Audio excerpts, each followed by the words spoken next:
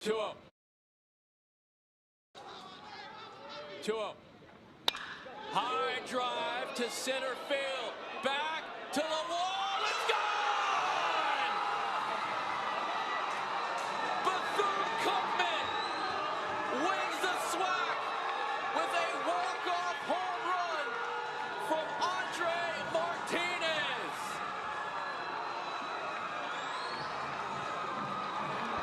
Do I need to explain what feast or famine means? They just saw it. Bethune's not a team that's going to score one run. They were going to do extra bases, and wow. Y'all, was that game something else?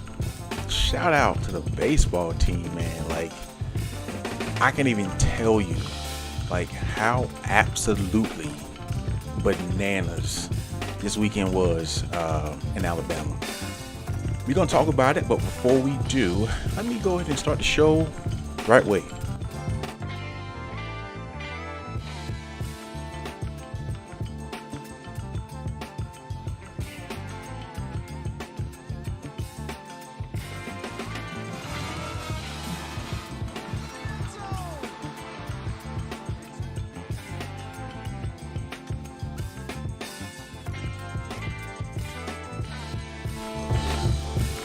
Yo, what's up? I'm your host, Steve Holmes, and you are watching another episode of The Real. Thank you all for joining me tonight on probably a humongous week.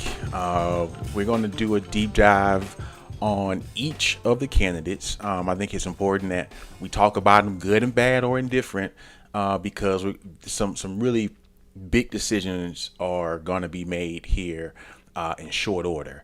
But before we jump into it, listen, I'm breaking my order, and I have to because, listen, again, shout out to the baseball team, man. I'm going to park it for a second, not too long, because we got a lot to get to. But we want a SWAC title, and I didn't do research, and maybe somebody can let me know in the comments or something. Also, hit that subscribe button if you have not done so. Please do me a favor and hit the subscribe button. We're trying to get up to 500 and we're like a little bit over 400. So yeah, do that for me. And can somebody put in the comments if this is our first SWAC title? I'm not sure if that's the case or not. But crazy game. I was thinking about something. I was like, if God had asked me, he said, Stephen, I'm going to give you one way that you could win any sporting event of your choosing, and you can win it any way you want. I would have chose what happened on Saturday. Down the score, bottom of the ninth, 2 outs, and your freaking hammer of a player comes in and absolutely sends a missile 400 yards, 400 feet to beat FAMU, the school up north, in a championship game for the SWAC. You cannot write that any better. That script, you can't write it any better. And so shout out to them, man. That was really good.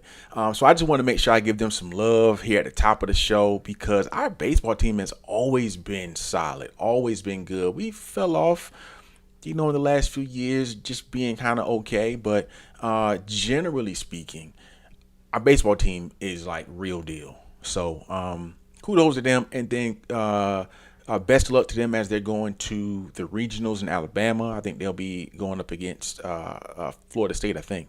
So that's going to be really cool. So yeah, let's just kind of get to it per normal. Real MVPs. As you can see, we got quite a few. The list is growing, which means you guys are helping our show financially in ways that, again, I'll never be able to say thank you enough for. We are self-funded. We are self-sustaining. Everything we do is like kind of organic and homegrown and grassroots. So we need y'all. So Eric, this brother has donated to the show 3 times this month alone. Like, that's incredible. Theron twice. He's been donating to the show since we started back in January. Miss Tundra, the same. Adrian, E.H. Tucker is the same way. My buddy Altamont, I appreciate you, brother. Lenitra, Vernon, Darius, Lewis, Mims, that's Johnny Mims, y'all. And my good friend Angelina Vickers. I appreciate y'all so much. You guys don't even understand. We need all the help we can get. We got some big things coming up, and we need financial support. And so thank you all for helping us sustain this and doing y'all thing, man. I appreciate y'all so much. Listen, tomorrow is the official cutoff day for the shirt. If you would like to purchase, the link is in my bio on Instagram. Literally tomorrow, cutoff date. We did pretty good. Sold a decent amount of shirts, and a lot of them are going out or have been going out, and people have been getting them and got some good feedback on it. So, tomorrow, last reminder, once they gone, they gone. And before we get into our show, I want y'all to see something, all right? This is a quick PSA.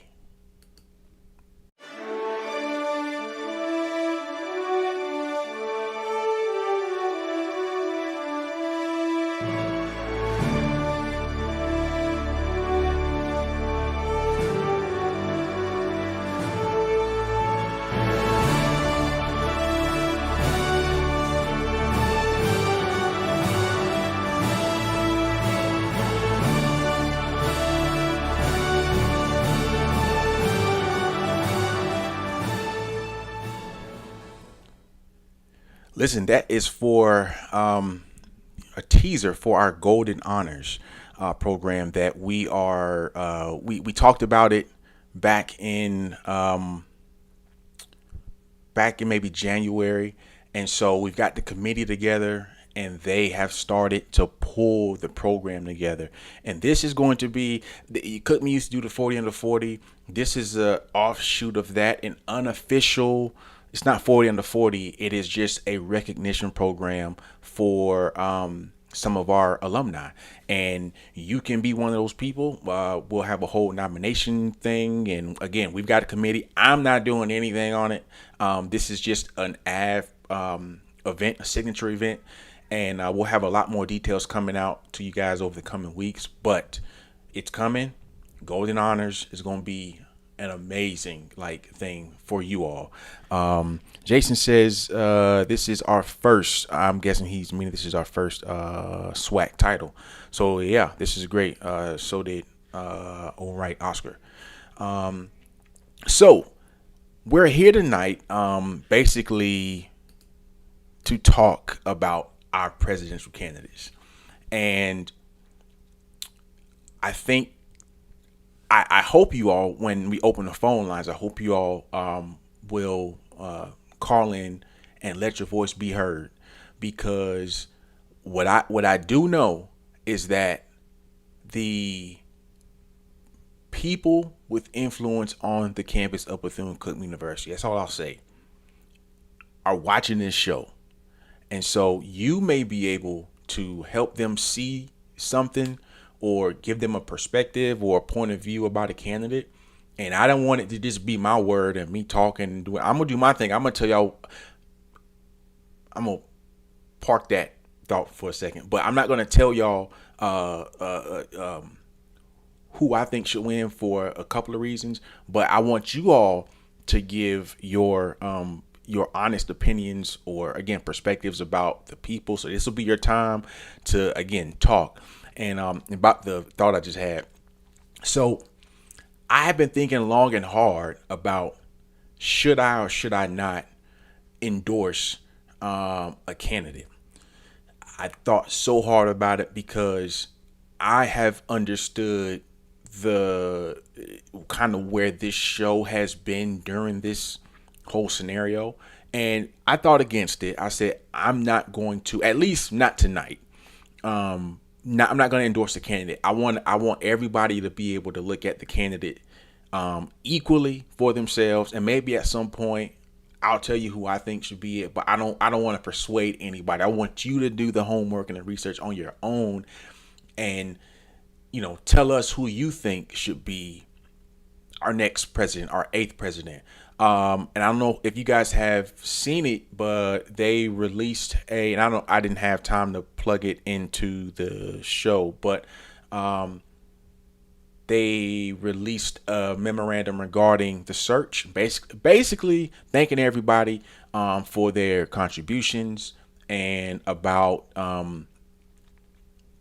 that basically in the coming weeks they will be getting together to do their thing and to choose our 8th president, which is going to be, again, big deal, big decision. And so we want to make sure that everybody's operating with as much information as possible when the board goes and ultimately makes that decision. They are listening to you all. They also have a link that I saw the other day. They emailed it out, and I'll try to if somebody has the link where you could the survey for the candidates. I don't know if it's still open or not. If it is, if somebody can find it and drop it in the comments so people can go, it asks you what you like about each candidate, what you don't like. Like, this is stuff that I know they're going to be using to determine who they want to choose or who they think is the best candidate. So as I mentioned, I'm going to go through and make the case for and the case against each candidate. All right. The case for and the case against each candidate. And I want y'all to just go with me here. First up, let's talk about Dr. Nika Coleman-Ferrell. And I got notes on all 3 candidates. And I just want to share to you all what I think. Hop in the comments. Let me know what you guys think. I'll go through this and then we'll open the phone lines so we can hear from you all. So here's the good about Dr. Coleman-Ferrell. I remember immediately after her alumni forum, the first thing I said, and I told this to Michelle, I said, that's a sharp lady. That's the first thing I said. I enjoyed listening to her talk and give her perspective on things. And I think I liked her so much because her personality was just so relatable. I think I use the term cool auntie. Like, she gave off those vibes. And I really, really enjoyed her presence. It was just like, again, I felt like I knew her already. I had never met this lady before in my life. When she was talking and just kind of the vibe she gave off, I felt like I knew this lady. And so that I had just a general positive feeling about her.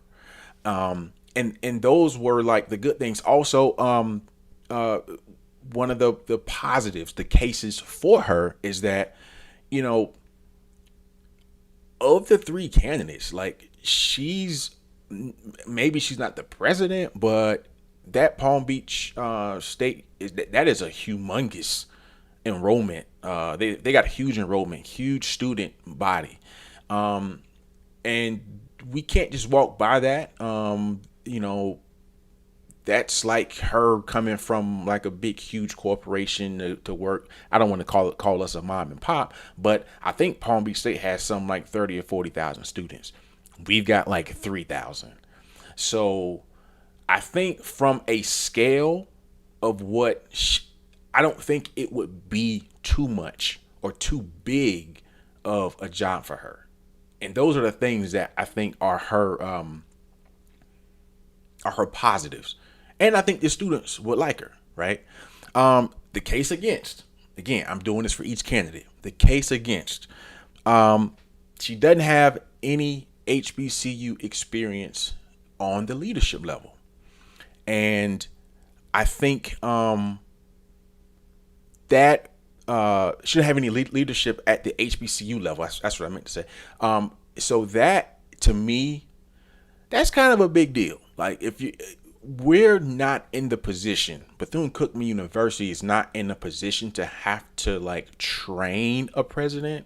You generally want somebody to come in that understands the scope of the job and not so much have to worry about Do they have the temperament? Do they have the experience? Can they deal with the politics of HBCU, like all the things? And like so you don't want to have to do a whole lot of you know what I'm saying? Like on the job training. And I'm not saying she couldn't come in and be a solid leader, but again, we're weighing the candidates. And so I think that's definitely a strike. Also, most of her experience, from what I know, and I could be wrong, but I think most of her experience has been down in Palm Beach. And you want somebody that's got some geographical diversity as well as job diversity. Want to go around, move around, this kind of school, that kind of school. Maybe went overseas, maybe, and it seems like she's just kind of been planted very strongly down in Palm Beach. And so that's something that, her having to come in, lay new roots down in Daytona, up in Daytona for her, that may present some challenges or may slow down maybe the ramp up period for her. So those are kind of like the things that I look at and say, wow, I feel like she's like, she has maybe the temperament. I think she has, from a scale, I don't think she'd be scared of the job at Bethune. I just wonder if the lack of experience at an HBCU, like no provost experience, no VP experience, no executive experience, no presidential experience at an HBCU, and that is vastly different from a state, Palm Beach State, or, it's just vastly different. So again, that would be the case against. All right. So let's move on to, do y'all agree? Let me go check the comments. Let me see what we got. Jarrell Rose says same. I agree.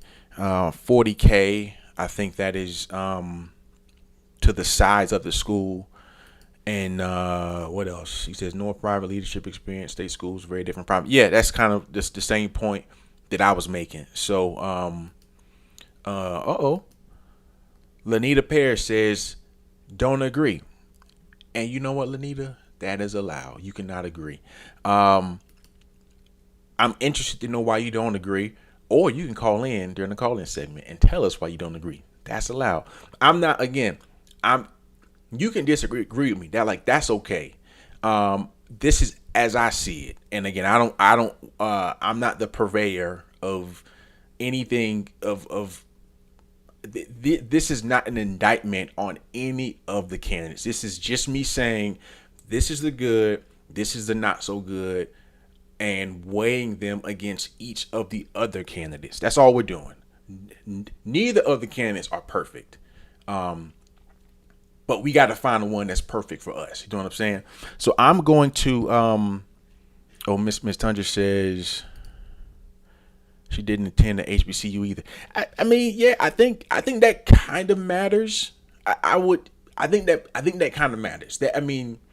That probably more than anything. Now, to her credit, she is very familiar with Bethune-Cookman University. Very familiar. A lot of family that went to the school, and so she's not really an outsider or a stranger to the institution. I'm talking strictly from a professional perspective. Nothing about the other angles that she is connected with the school am I really speaking toward. So yeah, let's go to Dr. Gibbs. Y'all keep on firing off in the comments, whether you agree or disagree. And again, it's okay. You can disagree. That is allowed. We need diversity of opinion, and we need to hear everybody's perspectives on every candidate. We got to get this right. We don't have another year to find a president. We got to get it right this time. All right. So the case for and then the case against Dr. Gibbs. Now, Dr. Gibbs was I felt like she was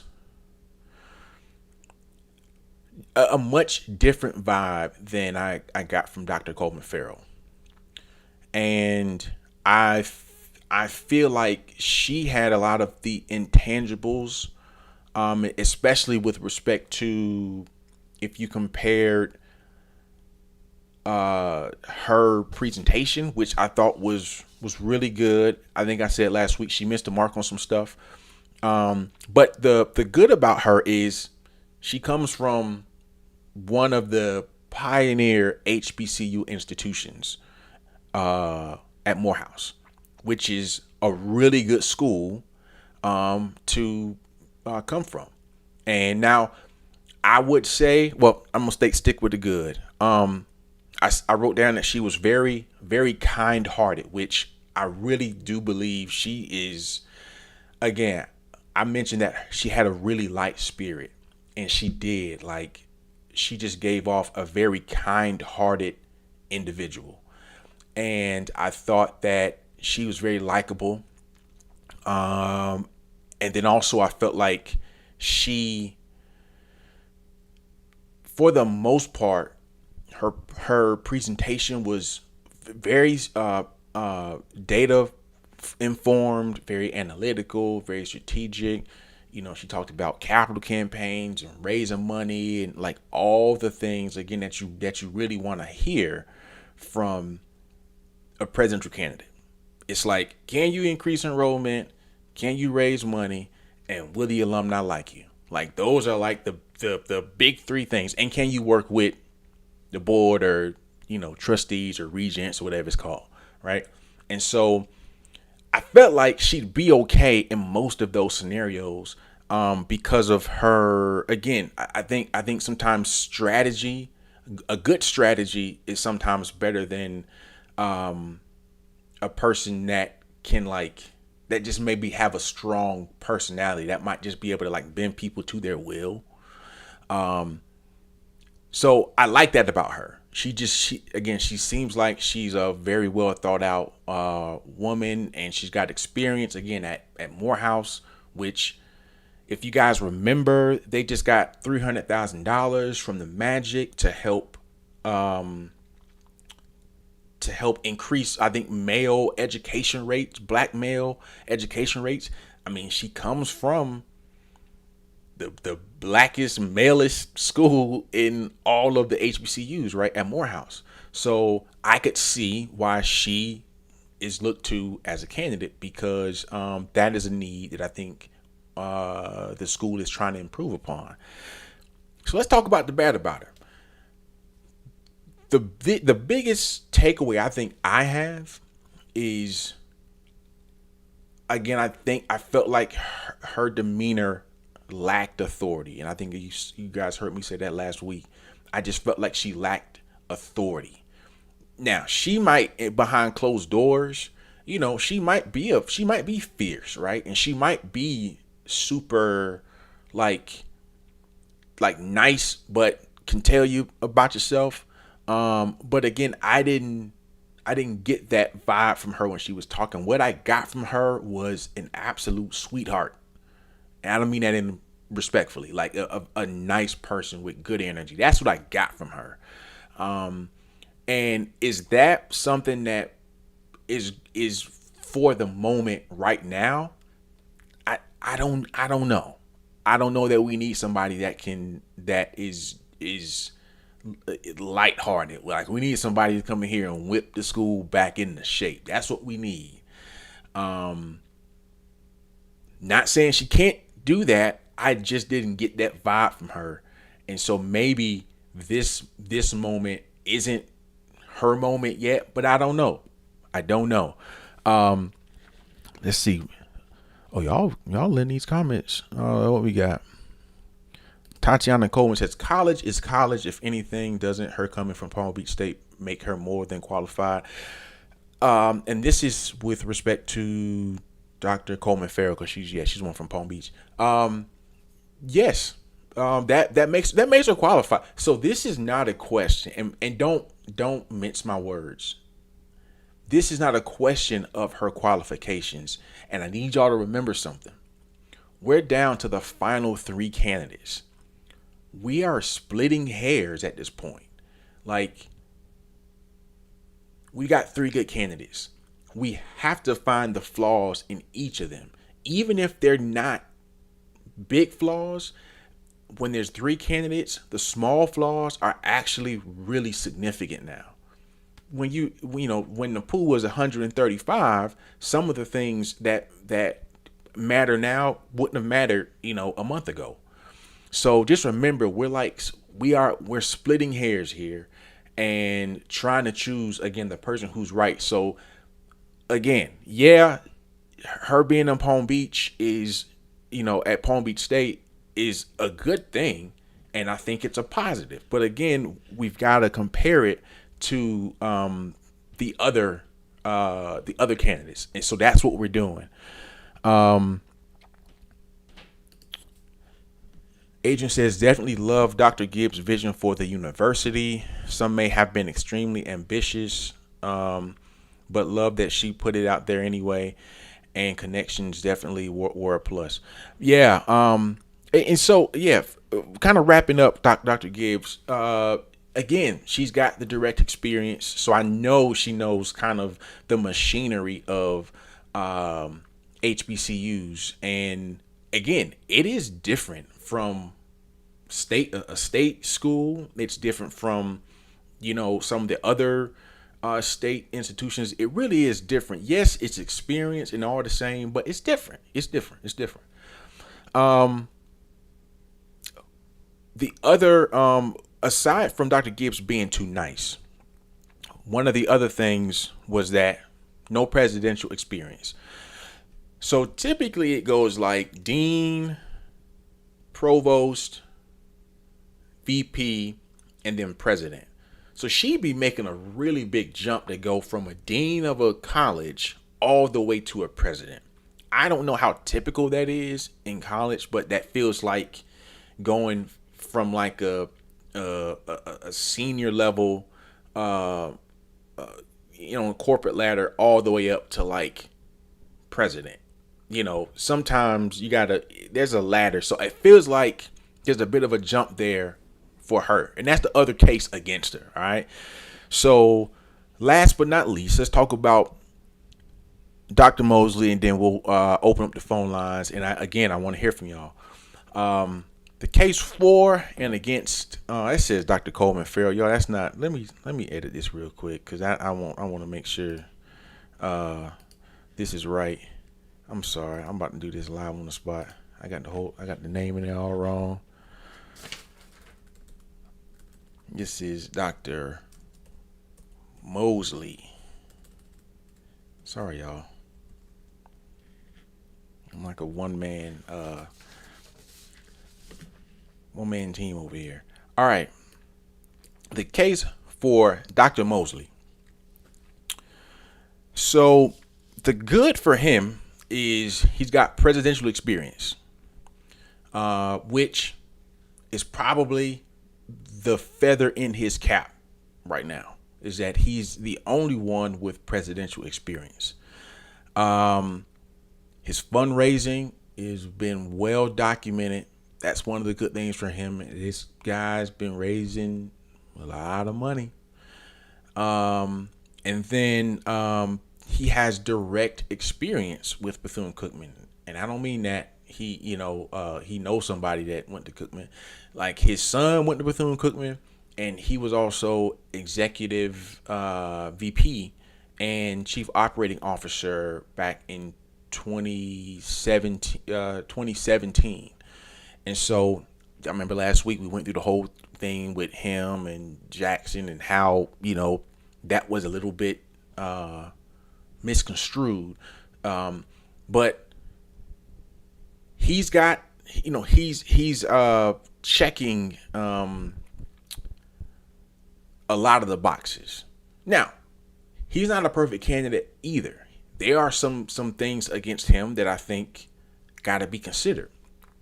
While he does have direct experience with Bethune-Cookman as a executive, he does not have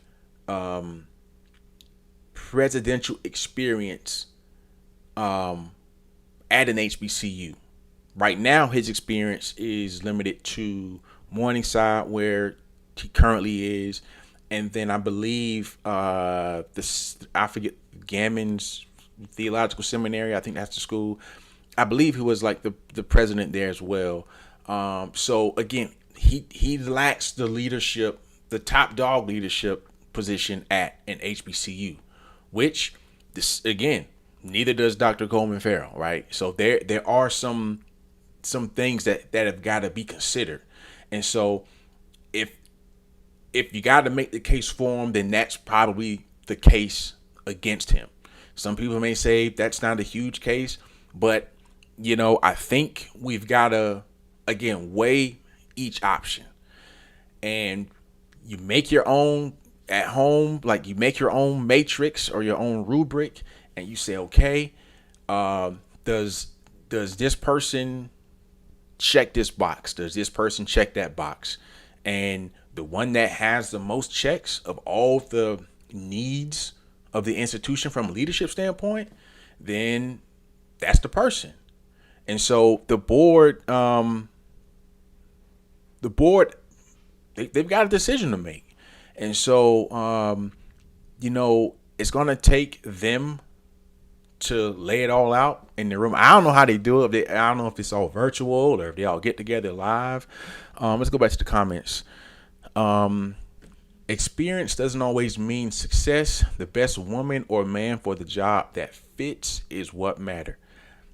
I could not have said it better myself. The best person, yes, it matters. Experience doesn't always mean, yeah, I agree with that. But the only thing, my only, I guess, kickback to that is we're in a different position than I think most colleges are, in the sense that, number one, our presidential situation has been toxic at best the last 6 or 7 years, and so we got to get it right. And if I'm gonna err on the side of caution, I'm gonna err on the side of experience.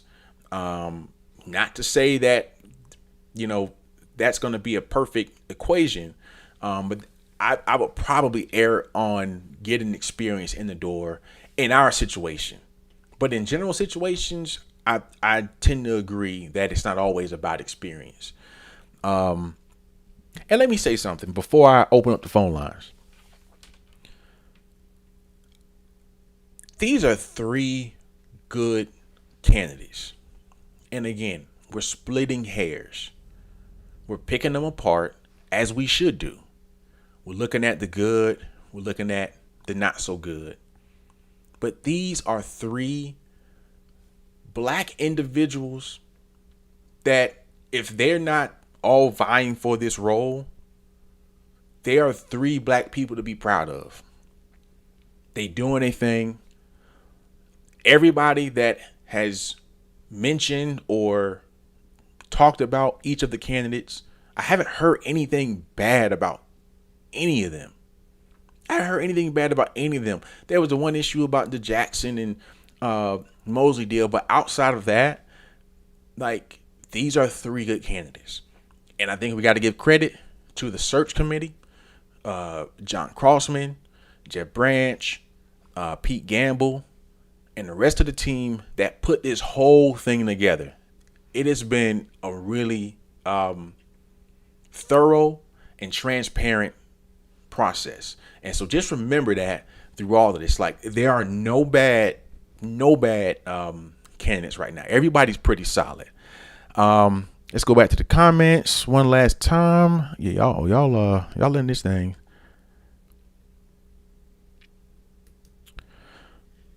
Sumner, my man, he says Gammon is an HBCU and the college Dr. Bronson served as president before coming to BCU. See, that's context we need.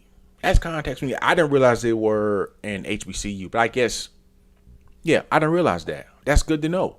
That is information to know. So I said he didn't have any HBCU experience, and that has been called out very quickly. And again, so that's why I think and again, he's following the Dr. Bronson. Listen, if you following Dr. Bronson, That's all I'm gonna say. Sean says he seems like a blend of Bronson, Moore, and Cripe. That's actually that's fair. I didn't know Dr. Moore, but I know he was he had that Bronson energy as well. Yeah, that's good, man. That's good. All right, so I'm gonna take a break really quick, so we can talk to intro our next segment. Guys, get your phones out, and we'll open up the phone lines in one moment. And I'll be right back.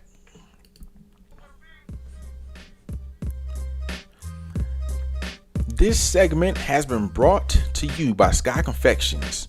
Are you in the Metro Atlanta area and planning a celebration or a corporate event?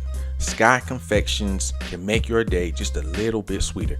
Visit www.skyconfections.com to order your next custom cake, cake jars, or book a hosted cake decorating experience. Be sure to like and follow Sky Confections on all social media platforms as well.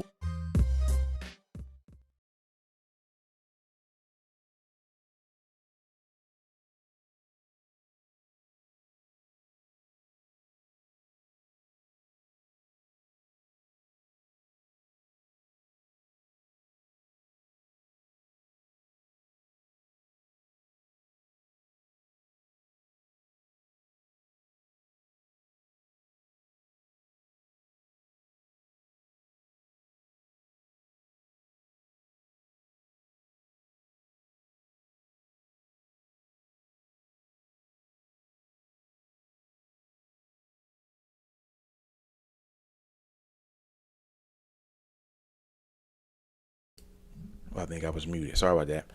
I was saying my bottom thing was wrong. So yeah, y'all go ahead and call in. I'm interested to talk to as many people as possible tonight. And so we got our first caller. Thank you for calling The Real. You're talking live with Steve Holmes. What's your name and where are you calling from? This is Chuck Hunt calling from Monroe, Louisiana. Oh, my man from Grambling, right? I'm not from Grambling. I didn't go to school at Grambling. My folks went to Grambling. Right. And by the I way, remember. Yeah, by the way, there's a Bethune-Cookman connection. One of your former band directors, Harold Bray, he and my father were in the marching band together at Grambling back in the 60s. They played in Super Bowl I. I want to start off with that. You know, that ring bells with you all. I got a chance to meet Mr. Bray while he was on his side, but he passed away years back. Mm-hmm. And he was from Lake Charles, Louisiana. But my reason for calling, I was looking at you all talking about the candidates, and in other words, you want someone that's relatable to the students. Like that's what I can just get out of it. It's like someone coming from the Ivy League or any of these other prestigious schools and come to a school like Bethune-Cookman. They can't relate to the student body, or someone I'm just put overseas in England at Oxford University coming there. You know, the kind of students that are at those schools and coming there and having to be a school where you like a Bethune-Cookman, where you have students that come from various backgrounds that don't come from those kind of backgrounds, and you do have to be mindful of those things. I can imagine that I might be wrong on what I'm talking about. No, I think you're right. I think we do want someone who is relatable for sure, and so I think all the boxes, or at least the majority of the boxes, have to be checked. And again, I don't think there's a perfect candidate, but I do believe that I do believe that if they meet all the boxes, then that should be the person. So that makes a lot of sense there because you know you want somebody, you know, you don't know what kind of crisis a student would be in, and they having, you know, there might be some situation that they didn't have to deal with it at those schools where they came from, like the lady that's from Morehouse. You know, Morehouse is different from Bethune-Cookman. They're both private institutions, but the way they look at things are totally different, and might have a total outlook on things. And you know, looking at Morehouse, you know, this prestigious school, and coming to Bethune-Cookman, and the needs are different. Yeah, definitely. Well, look, I appreciate you calling again. I got a bunch to get to tonight, so I won't drill it. But I thank you for always tuning in. I'll be listening. All right, thank you, Mr. Hunt. Always great conversing with you all. Yes, sir. Thank you. Be back.